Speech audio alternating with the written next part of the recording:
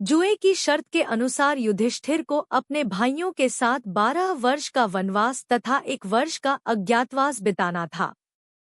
युधिष्ठिर ने माता कुंती को विदुर के घर पहुंचा दिया तथा सुभद्रा अपने पुत्र अभिमन्यु और द्रौपदी के 5 पुत्रों को लेकर अपने मायके चली गई।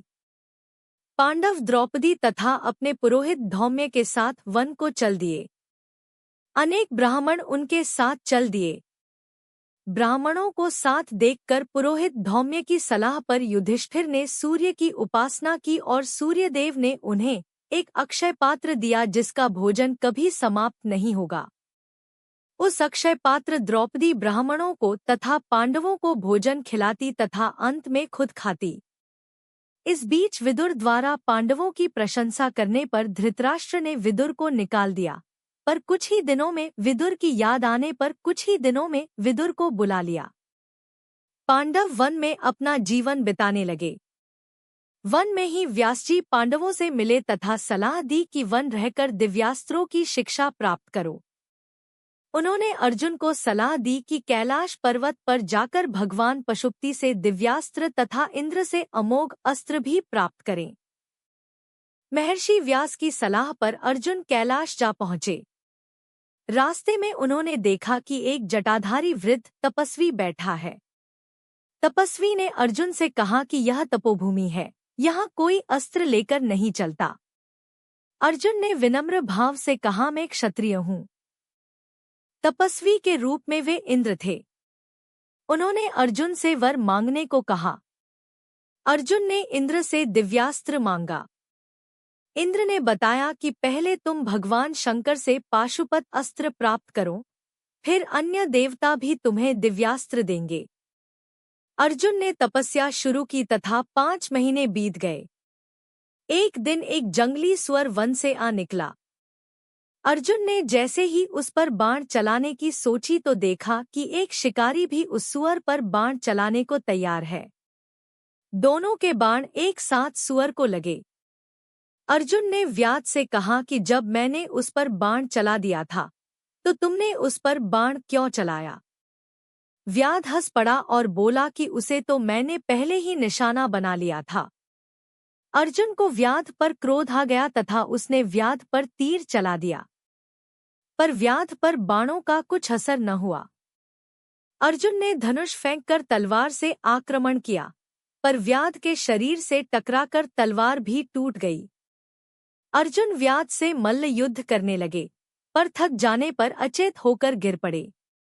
अर्जुन ने सोचा कि पहले इष्टदेव की पूजा कर लूं, फिर व्याध से लड़ूंगा। व्याध ने भी अर्जुन से कहा, ठीक है, पूजा करके शक्ति बढ़ा लो।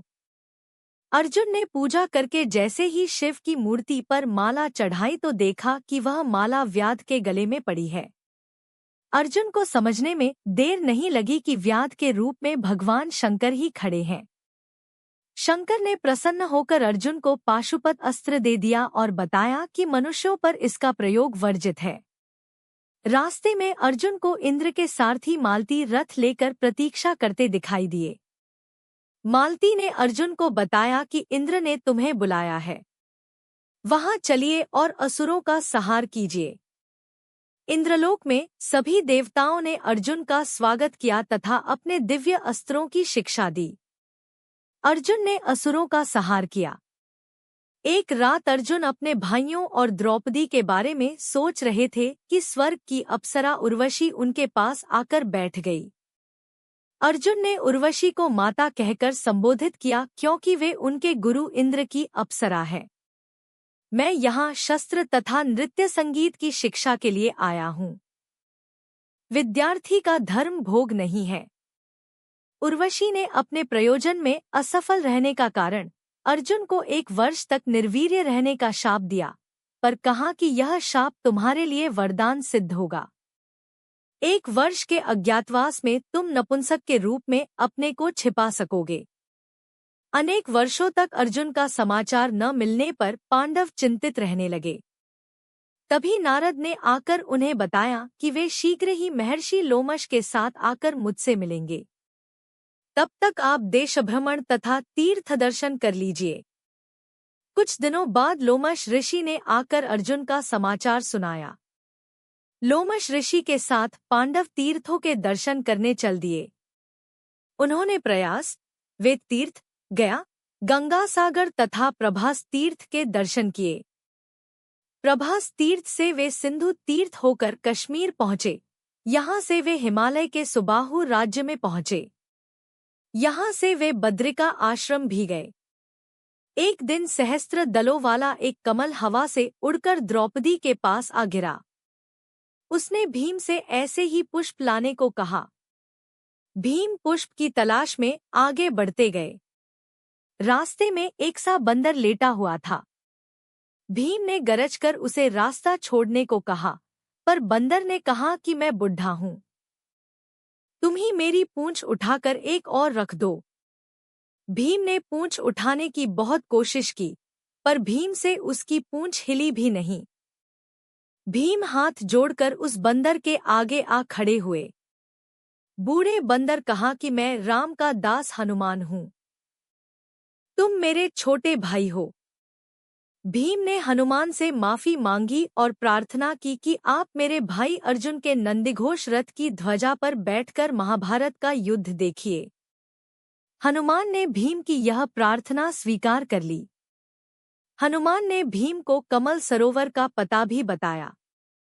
सरोवर पर पहुंचकर भीम ने फूल तोड़ने शुरू कर दिए तो सरोवर के राक्षस यक्षों ने उन्हें रोका। भीम राक्षसों को मारने लगे। जब सरोवर के स्वामी कुबेर को पता चला कि पांडव यहाँ आए हैं, तो प्रसन्नता से वहां के फूल पांडवों के पास भेजे। यहीं रहकर पांडव अर्जुन की प्रतीक्षा करने लगे।